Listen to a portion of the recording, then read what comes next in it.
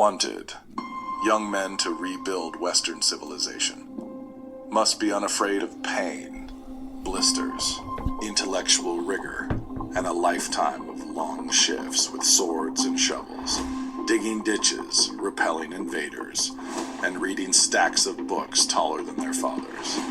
Must be impervious to manipulative women of all sorts, giggling virgins, cyber skanks, and even full cauldrons of Karens or hand-wringing clergy, but always seeking to hear and heed the words of Lady Wisdom. Immune to the leadership of hypocrites and LARPing online masculinitats, unaffected by abusive authorities, petty professors, and all brokers of official respectability. Willing to hoist the Jolly Roger and Johnny Cash's favorite finger whenever faced with idolatry. Long-suffering joy and determination required. Must be willing to dwell among the tombs and graves of the long dead, seeking truths that cannot die. Exhaustion guaranteed. Conflict guaranteed. Mortality guaranteed. New St. Andrews College. Liberal arts for the undaunted. Standing up in McKinney. This is According to Callus, coming to you on September the 3rd, the year of our Lord 2024. And we're going to be putting out episode 686. That's right, 685 times I've done this before, at least the ones that we've counted. And we're popping out 686 in September. Now, I have spoken on and hinted at the things are changing. That's true, but I still haven't formulated what the plan is going to be.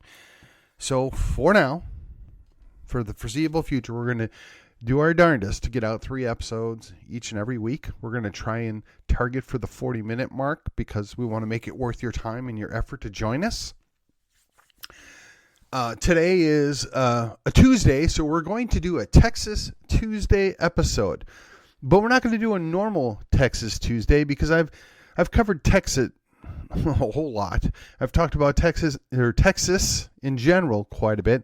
Today we're going to talk about Texas and how it relates all the way from a local school board battle to the international scene. All right.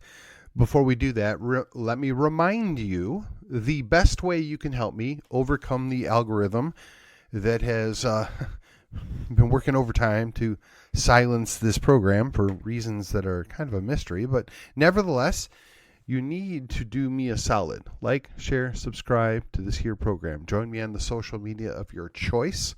I can be found on Facebook, on Gab, and on MeWe. That being said, I can still be heard on YouTube. I'm on Spotify. I'm at the Apple iTunes or podcast app, if you will, Google Play, and various other options, including Amazon and TuneIn. So, but that's what I got. That's what I got for you. And if you're feeling particularly motivated, if you would be kind enough to rate and review this program. Last week, we had a episode where my daughter joined in. And apparently, it was quite popular. We might do that again this week or next week. And last Friday, I devoted almost the entirety of the episode to my friend Chad on Friday. So now that we've had the long weekend, we've had some time to think about things. We had our holiday, right? The Drunken Labor Leaders Day. Oh, I'm sorry. What does that mean? Look, I like a 3-day weekend as much as the next person, but Labor Day is essentially a communist holiday. We just color it patriotic here in the States, and that's the way it is. So don't feel bad. Just acknowledge that's the world we live in, and let's move on. Okay. So, item 1. Apparently today's National Beard Day. Now, I'm not sure if they're talking about the stuff that grows on your face or the women that marry gay guys. I'm not really sure, but we're supposed to celebrate that.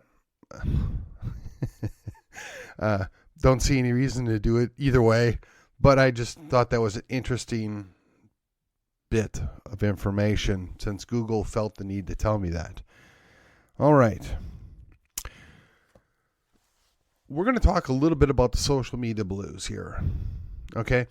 So I made my episode last week, Friday, and I spelled out my understanding of what went on in a school board meeting. Now, I will be the first to tell you that process exists for a reason, that rules are there for a reason. But I will also tell you that rules are routinely abused on both sides of the equation, right? Whether people are for things or against things, they abuse and manipulate the rules. One of the whole purposes of Robert's rules is to ensure that the minority present, and I'm talking about numerical minority, not anything else, strictly a numerical minority present, has an opportunity to be heard. Now, I can tell you that there are any number of school districts that have had the lone crusader on their boards, and they find ways to ensure that they're never heard. One of the ways is to modify the agenda so their item of concern can never be put on the agenda. Now, I also am aware this happens in city councils. So that leaves you to find other ways to get issues brought up. Now, this is a dangerous situation because it makes it look like you're flagrantly violating the rules, or that you're ignoring established ways of doing things. Well, to a degree, I suppose you can make that argument. But I would caution you that if you're going to go after one side, you have to go on both sides. You have to be willing to acknowledge that if you're going to be upset about one side doing it wrong, you have to acknowledge the other side did it wrong. So, case in point, if the school district refuses to ever address any of the issues of a lone board member, and rather than constantly painting that board member into the corner and sicking people upon him to make him suffer for daring to question what's going on, perhaps it would be better if they would just take up the issue at hand and either debate it and dismiss it, or state publicly that we believe it's been adequately dealt with and they're wrong. So a couple of examples that were brought up were the book situation. Now, that was mischaracterized multiple times by multiple different factions, but essentially it boiled down to is there are books that contain what would be called inappropriate material for minors that were available. Now, whether or not they were directly available to elementary school children, I don't know. The fact of the matter is, I don't think we really ever got a legitimate, straight answer because the district had a policy of never answering the question. And they had to go to such lengths as to try and prove it out, or prove out that a elementary school child could get such a book. Now, you might decry the method of which it happened. You may say that it was a mountain out of a molehill, and on the surface, I might be willing to hear you out as long as you, dear listener, are also objective enough to say, well, they said none of these books were actually in the district, but then when we found some of these books in the district, they weren't being entirely truthful. So if we're going to have truth as an answer or as a rebuttal, it needs to be the whole truth. So this is an issue where Mr. Green made a statement that we have pornographic books or inappropriate books available in the school district. The school district said, no, we don't.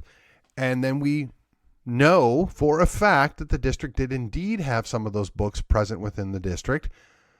They would just say that there were restrictions on them, or they were only for the older children, whatever their excuse is. So both sides, were in error, right? You can decry that maybe there wasn't 200 books, or maybe there wasn't 70 books. So if it's 5 books, and to me, the irony is it was painted often as book banning. Well, no, nobody wanted to ban the books. Now, okay, I shouldn't say it this way. I have no doubt that there were some folks that wanted to ban some books. But it was more about, we shouldn't have pornographic / inappropriate material available for young children. You can say there were safeguards in place, but if there were safeguards in place, why didn't the school district just say that flat out from the beginning? When Mr. Green asked the question, they could have said, well, we have policies in place to ensure that these books do not get in the hands of young children. And so far as the context of which books do we have, well, we have a list that contains, let's say, 30 of the titles, and I don't know what an accurate number is. I'm making that number up. We have these books, we know where they're at, and we monitor them to make sure that they do not go out with young children. They could have done that.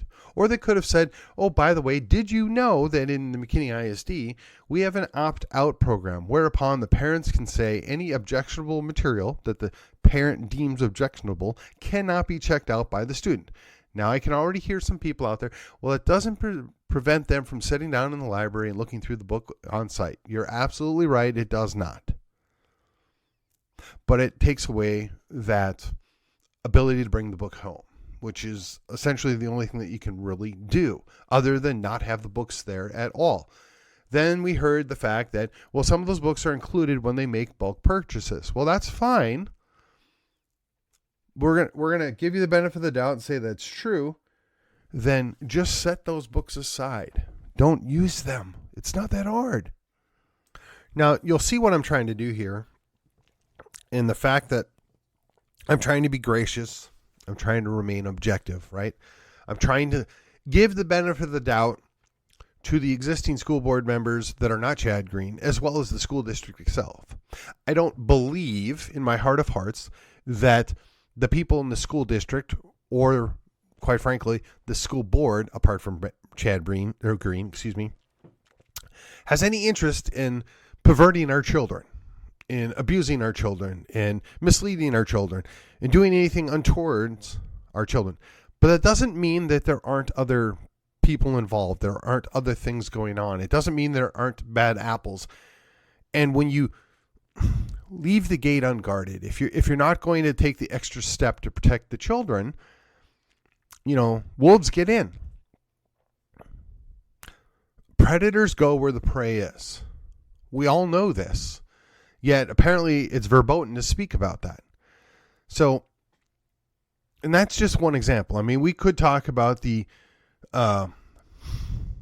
muddled process of which it was that was determined with the Drag Queen Story Hour being a video that was hosted on the website that came from a PBS or something, of all things. And look, a lot of times you need to go and verify information that's passed along to you. Just because somebody is a parent in the school district doesn't mean that they're not going to get something wrong, whether it's intentional or not. So if you want to get upset that, Chad didn't properly vet that information, okay, fair enough. I'll grant you that, as long as you're also willing to say, well, yeah, actually they did find evidence of it. It did exist. Maybe you can, split hairs on what it was or what it wasn't. But again, we've got all sorts of people in the school district. I would really suggest that we default on protecting the children. And again, if you want to beat up on the guy because he took something at face value and he trusted somebody and went and testified to that effect, he wasn't lying. He did what he thought was right. But again, that seems to get lost. I mean, we're supposed to trust these leftist progressives all the time when they tell us things because, their heart's in the right place or whatever their excuse is, but they have no grace for somebody that they oppose. You can't have it both ways. You have to be consistent. And I know it's a big struggle, but it's the way the world works. And then I talked to my friend Chad over the weekend briefly, and he said that, There is a parent that actually testified that they're, I don't know, boy, I can never keep straight the trans this or trans that, but their daughter, who's pretending to be a son, apparently traveled with a bunch of other boys somewhere. To which my response is why did the district tolerate this? Why did the district go along with this? And certainly, did the parents of the other boys know that this was going on? And how did, what was their process of getting their approval of this? Now, to be honest, the parents of most boys not going to be too upset if a biological girl that's wants to believe that she's a boy tags along with their son. Probably not going to be too bent out of shape. But if the inverse were the case, right? Some guy out there's or lady out there's got a son that wants to pretend he's a girl and travels with a bunch of other parents' daughters, I would imagine that they would be a little upset. I would imagine they'd want to know what was going on. I would imagine that they would want to protect their children. Now, I know in today's day and age, it's inappropriate. You're not supposed to question. You're not supposed to look at anything. You're not even supposed to admit there's a difference. But there is. I mean, we can't undo what we've known for millennia. Boys and girls are not the same thing. And just because you mutilate them physically does not turn them from one until the other. You can't change chromosomes. You can't change genes. I mean, look, yeah, I know there's some genetic abnormalities that occur, and there's some very confusing things that occur, but we're talking about a small portion of the genetic pool that ends up that way. And you know what? We've been able to figure it out in the past. We really have. I just can't get past the notion this is being shoved down our throats and nobody can dare even question the process and what we're doing it. And then to vilify the one guy that asks questions as if he's the enemy is beyond me. And then, to cap it all off. Now, look,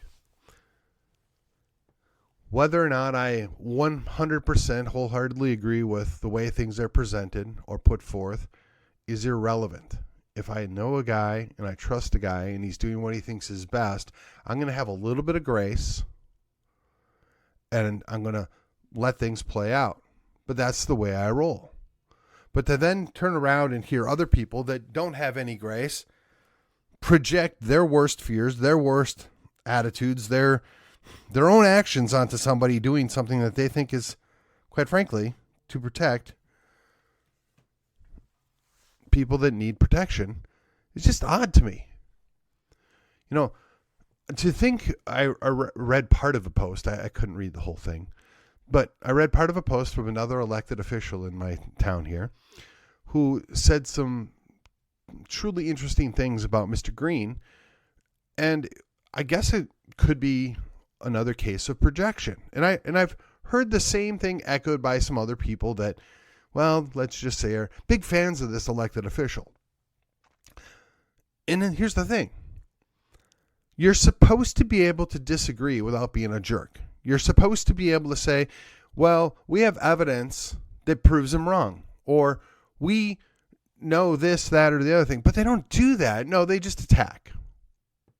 Whether it's genetic fallacy, whether it's the slippery slope fallacy, whether it's, it doesn't matter. They just literally make stuff up. They don't have a legitimate answer other than, that's not happening and you're guilty of this. They're changing the topic. They're changing the subject. They're pointing fingers. They don't actually seem to me to want to solve anything. Now, look, nobody's perfectly innocent. People do get things wrong from time to time. And even people with the best values, the best intentions, make a mistake. I don't know what happened because I'm not there. I don't know all the details in the school district because, quite frankly, it's not my thing. Everybody knows their role, right? I know mine. I occasionally will drop in at the school district to remind them that they work for us. They have a responsibility to tell us what they're doing and why they're doing it. And they need to answer questions because they're using a ton of taxpayer money to do certain things. But God forbid you should ask questions. God forbid you should not toe the line, that you would fail to be the part of the team of the 8. Now, quite frankly, I know that there's a lot of people out there that think that everything should be in lockstep and they should be unified and over all things. But I'm sorry. That's not the way it works. If somebody's doing something wrong or somebody's doing something that's questionable, I want for at least one person to ask questions. I want for at least one person to say, oh, slow down here. Now, if they're proven wrong or it's a legitimate thing at the end of the day, well, fine. Then the person that objected or the person that asked questions is kind of duty bound to go along with it.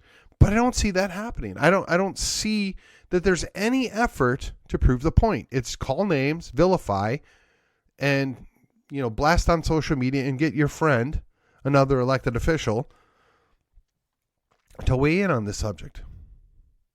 And then make a bunch of brash accusations about people's motivations.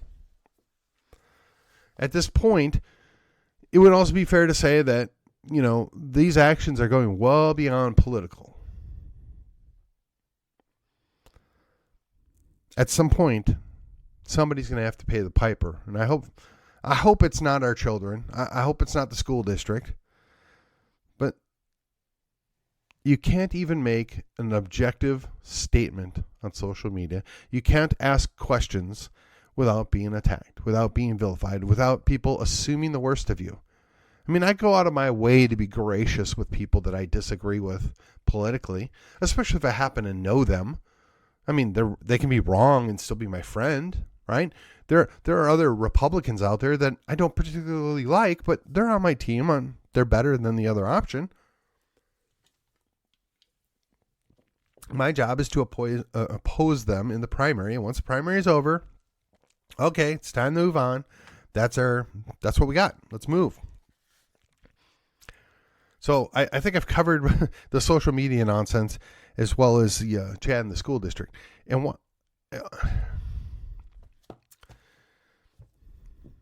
I guess I should say this because it's directly related. I posted the ad from the new St. Andrews College. It's in Moscow, Idaho. Now, I'll say this. I'm not a Presbyterian. I'm just not on board with the paedo-baptism thing. And that means infant baptism for those of you that have dirty minds. I can't wrap my head around that. I understand their arguments, which is more than I could have said 10 years ago. I'm not there. But any church that's going to be robust, any church or faith that's going to be masculine and take ground and hold it, and quite frankly, do something other than beat their chests and cry and lament, deserves credit. They deserve to be promoted. They deserve that, people rally around them. So while I might have some minor, maybe even moderate disagreements on different understandings of the scripture or eschatology or something like that, I have no doubt that these guys know Christ is Lord, that Jesus Christ is Lord, rather. And they're doing their best to be led by the Holy Spirit. And to that end, they've done a whole lot of things in Moscow, Idaho that should be emulated, in my opinion, that are worthy of emulation, that are important. And of all places, they're having to do this in Idaho. Now, granted, they're in a college town, so they are pushing back against the leftist culture present. But I can't help but ask myself, why don't we have anything like this in Collin County? Well, Collin County's red county, we're a Republican county, blah, blah, blah. Yeah, okay, that's fine. That's fine. So that's all the more reason we should have it. We should be operating in Denton County. Now, to my understanding, Tommy Nelson's Denton Bible Church is out there, and I'm certain they're a pretty bright light in the city of Denton. But I wonder, this is a common problem I see with conservatives. They don't want to invest their money. They don't want to invest in something that's counterculture. They would rather whine. They would rather complain. They'd rather beat their chest. Oh, they can't get things done and we're being opposed. Yeah, okay, that's fine. If I had a couple $1 million laying in the bank, or I was uber successful in life and I'm quasi-retired, I might want to start, I don't know, maybe a coffee shop. A politically right-wing coffee shop right in downtown Denton by UNT. I'm just saying. Or perhaps I wanted to start, I don't know, open up a gun shop. right down the road from Collin College. Because the Collin College 380 campus does happen to have the police department's target range. I mean, that might be something that I do with. And here's the thing. Nobody operates a business that they're not making money with. But what kind of profit do you have to make it a worthwhile investment in your community, in your culture? I mean, maybe a bookstore. I mean, certainly there's got to be other businesses that could be open, that could be manned by people that are semi-retired, that have an interest in the next generation, that are going to press forward. But ideally, we need to be doing things and do them well so that the pagans want to use our products. They want to utilize our services because we're the best in what we do. But I just don't see a lot of that. Everybody's content. I made my money. I'm going to go sit home, be semi-retired. Oh, I know. I'm going to take my children out of the government schools, put them in private schools that use the same curriculum created by people that are bought into the pagan ideals. Or I'm going to homeschool them, but I'm not going to prepare them for a hostile life. The world out there is not our friend. It doesn't have to be our enemy, but it's certainly not our friend. We need to be prepared. We need to raise up the generation that can look after themselves and that they have other people that they can go visit and rely on and have their back. And we don't really do that here in Collin County in McKinney. Why is that? I mean, we have some of the largest churches in the area operating in Collin County, and there's really not a network of businesses. At least none that I'm aware of. There's no masculine approach to doing things. Now, it could be just a result of the feminized weak church, right? It could be just Big Eva, they're afraid of offending anybody. But I'm here to tell you, the more we move the line, the more we try not to offend, the more egregious the other side becomes. I mean, I think about 10 years ago, I would have never ever heard about somebody trying to tranify a kid, right? Nobody would have ever accepted that as behavior that was tolerable. In fact, I imagine in that world 10 years ago, as little as 10 years ago, if somebody would have, put something in the mind of a 6-year-old, that parent might physically react to that. It might be unpleasant. It might be violating that person's rights when they react. But I would expect that. That would be, maybe not inappropriate, completely understandable. But we can't even raise an ire. But apparently those same people raised an eyebrow and thumped their chest at how terrible it was that this, that, and the other thing happened. And if you doubt me, look at the new St. Andrews ad that I've got pinned on the top of my page. Now, whether it bothers you or offends you or you want to go clutch your pearls, I would say, I want a college like that. I want leadership like that. No, you don't want to say things just to titillate your audience or to aggravate your audience, but sometimes those things are appropriate. Look, I'm a sailor or a former sailor. Just did a couple years in the 90s, peacetime Navy there. But I can curse like a sailor. It's not something to be proud of. It's just something that you do. It's something you understand. It's how you communicate when you're in the Navy. But when you get out of the service and you get a degree and you become educated and mature, you're not supposed to talk like that anymore. But you know what? If I want to get your attention, if I want to make sure you understood, or if I wanted to emphasize a point, a curse word sometimes becomes quite helpful. Maybe it's still inappropriate. Maybe somebody's going to be sitting in the corner, what I did. But let me tell you, I don't feel like that's the worst thing in the world. When you're mutilating children, you're killing babies, and you're worried about a curse word? Is that the best we got? We're going to worry about somebody used an unkind word? Meanwhile, they're killing babies in the womb. Oh, and by the way, we're going to kill them outside of the womb.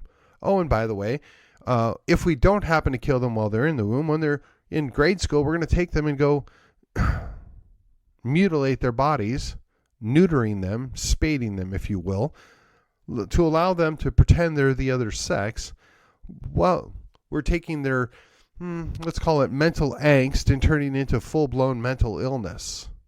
And then when they suicide themselves for what we've done to them, we're going to blame you because you didn't accept them. Tell me if any of this makes sense to you. Tell me if you're happy with this clown world. Tell me if you think this is appropriate for Texas. Now, I got to ask myself, how did we get here? I mean, even the Texas Democrats, when I moved down here, they were pretty center of the road. I mean, you had your leftists, your progressives, and stuff like that, but they were not a majority. The only thing that makes sense to me is 2 generations of children went through the government school system and learned to hate America, learned to hate themselves, learned to hate Western culture, learned to hate Christianity, and they've been warped in the heads to the point that they don't even know what a boy and a girl is anymore. So if that doesn't bother you, if you're not concerned about Texas, I don't know what to tell you. I'd like to say perhaps you need to wake up and you need to smell the coffee, but I don't even know if that's going to be enough anymore. What are we going to do? How are you going to fix this? So maybe if we got, I don't know, an NSA satellite college down here somewhere, right? Maybe we open it up in, Denton County because people are, or I'm sorry, not Denton County. Well, yeah, it would be Denton County. I was thinking about Grayson County, right? It's much smaller. It's starting to grow. And there's a whole lot of people that are going to be relocating there for the new jobs that are going to be coming in. Do we want to write off Collin County or Denton County? No, not particularly. But if we get on the ground running over in Grayson County, perhaps we stand a chance, right? Get a new St. Andrews College there. Boy, that would really strike the fear in the heart of the beast. And look, it doesn't have to be New St. Andrews. I'd settle for any Christian college that had guts. They wanted to stand up for what's right. They wanted men to be men. I'm just saying. I don't think it's that big of a stretch. What's interesting to me, though, is, well, we're on the same subject here, or sort of. The same people that were offended and clutching their pearls over the use of Johnny Cash don't care about anything else that's going on in the world around them. They turn a blind eye to it.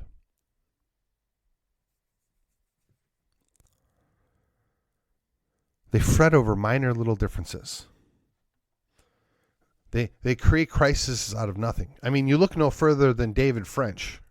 Now, I don't know the guy. I haven't read the guy. I never found him impressive in the first place. Apparently, he was a Presbyterian. I don't know if he still is or not. Maybe the Presbyterians ought to kick him out for being an embarrassment. But just like this crazy notion of evangelicals for Harris. Really? But apparently he's one of them. Apparently he thinks it's a good idea. I don't like Trump. He hurt my feelings. I'm going to go vote for a socialist. And her running mate, the communist. Now, you may say that that's just simple name calling, but I think they're accurate statements of where they're at. So that's not name calling. That's a descriptive term. There are plenty of things I could say about Harris that would be name calling. In fact, I've got a few good nicknames from her that go all the way back to the time of Rush Limbaugh. But we're going to avoid using those for the purpose of today's show and just remind you that you can refer to somebody as being a communist or a socialist, and it's both a derogatory statement and a pejorative, but an accurate statement, a descriptive statement. The two are not self-refuting. And when I look at what we're doing in Texas, and I look, we imported guys that were center left, and they're defending Texas better than some of the right people. We've got Elon Musk, who is no right of center person at all, defending the right to liberty, defending free speech, defending Donald Trump.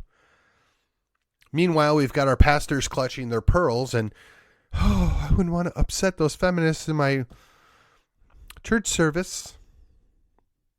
Really? These are the same people that tell us to rely on God. He's going to look after us, protect us, but they're worried about whether or not they're going to get enough in the offering plate, apparently. There's some of the hypocrites, perhaps, that they labeled in that ad. Interestingly enough, I knew some of the people that they showed in the pictures, and I'm not sure exactly who the one guy is, but pretty sure. And the other two pastors, yeah. But those are the people that evangelifish follow. I don't know what to tell you. It's the world we live in. The people that should be leading the charge, the people that should be holding the line, the people that are right do nothing.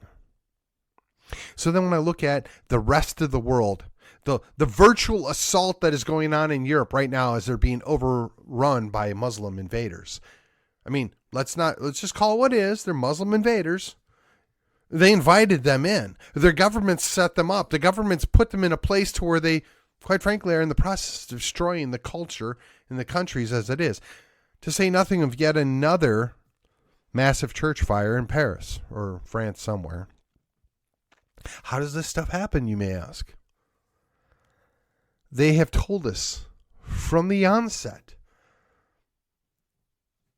they want to convert us or kill us.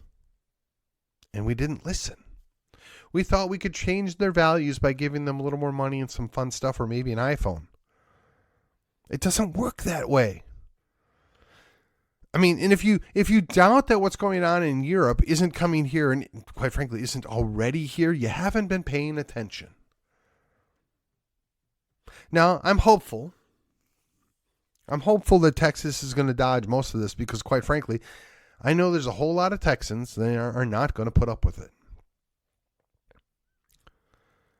I saw some meme about 46% of the billion firearms are in the United States.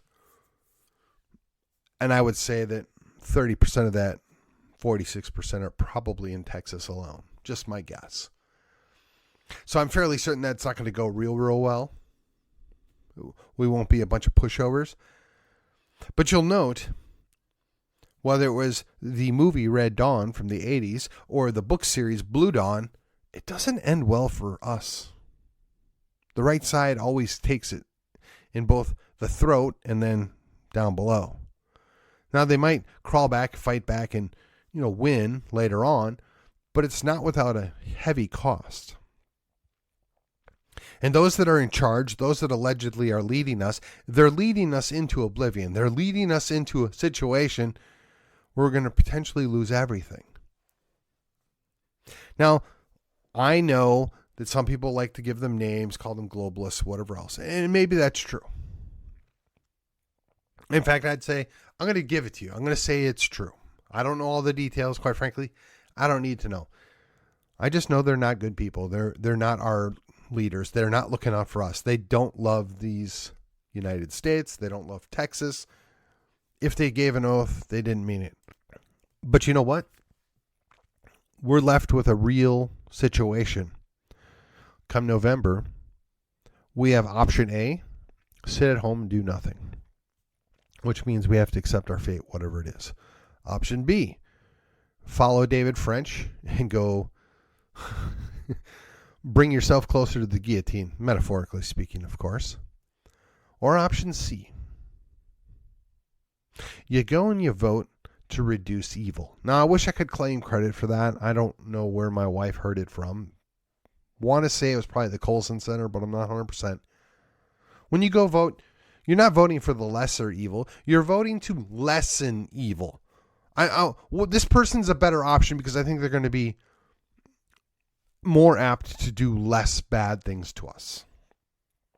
Now, that's a really sad state of affairs, particularly living in Texas, where we have a Republican majority in both houses. We have every state official as a Republican. We have the majority of our legislative branch that goes to D.C. as Republicans. But they aren't really conservative. They're not really, I would say at this point, not interested in keeping Texas, Texas. So then I ask myself, what is it that they want us to become? I don't want to mirror Europe. I sure as heck don't want to end up like China or India. Yep, that's the path we seem to be taking as they continue to import hundreds of thousands of people from the third world here. And I don't care if they're from South America, Central America, South Asia, East Asia. Africa. It doesn't matter if they're coming here for the express purposes of taking advantage of the stuff that we're going to give them, because that's just the dumb way we do things. And I, quite frankly, don't blame them. At least the innocent people that are coming here, right? There's a whole lot of other people that are coming with the express purposes of destroying our country. And we're letting them in, and we're paying them to come here, and we're giving them stuff to be here, and we have zero control, zero concern about what these people are coming to do and where they're going. So I ask you, how is that what's best for Texas? How do we keep Texas, Texas? How do we protect these United States when the very people that swore an oath to do that refuse to do it? In fact, they're doing the exact opposite in many cases. How do you deal with that? Now, there is a word for what this is. The difficulty is proving it out. And there is an appropriate punishment for what this is, if you could prove it out. But I suspect at the current rate this is occurring, we're not going to be able to try these people for what they're doing and give them the justice that they would deserve. I suspect they're going to put us in a position where all trials are off and that there will be justice meted out in the streets. And I, for one, am not interested in that. I, for one, have zero desire to see that outcome. And I'm trying to prepare myself mentally for that distinct possibility that if things continue on the trajectory that they're at, that's where we're going to be. So my only hope is, the only thing that I can do as a good Texian is show up in November and vote to lessen evil. Vote to slow it down. Vote to perhaps turn the tide. I just don't know if it's doable anymore. And the real question is, if we get to that point and we realize that we've already passed that point of no return, the Rubicon's been crossed, what's next? Indeed, what is next?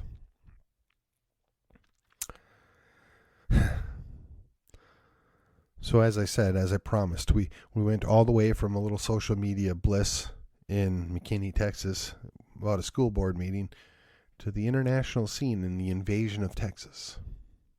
It was indeed a Texas Tuesday, and the question is, realistically, how much will it be Texas? How much longer will we be able to hold out? And what are we going to do? What are you prepared to do? This episode didn't exactly turn out the way I expected. That's okay. But the good news is we'll be back tomorrow. Probably be a little more lighthearted, hopefully. We're going to get you 2 more episodes this week. We're going to make the most of this, and we're going to carry on. We're rolling into the election that, quite frankly, probably will decide the fate of these United States, at least in the short term. And we're going to talk about what can we do, what is a reasonable thing to do in order to have the best outcome possible. What are those best outcomes, and how do we make them happen possibly? Well, I got a lot of fodder for at least the next 10, 12 episodes here. With that, this has been According to Callus. Please join me back, and we'll talk about these things and more. And with that, I will see you on the other side. TexianPride.com is the destination for Texans who want to show off their love for Texas. We don't settle for mediocre. Our shirts are made from 100% high-quality athletic cotton. They're cool, comfortable, and designed to fit and flatter any body type. Follow us on Facebook and Instagram. Visit TexianPride.com for your next stylish Texas tee.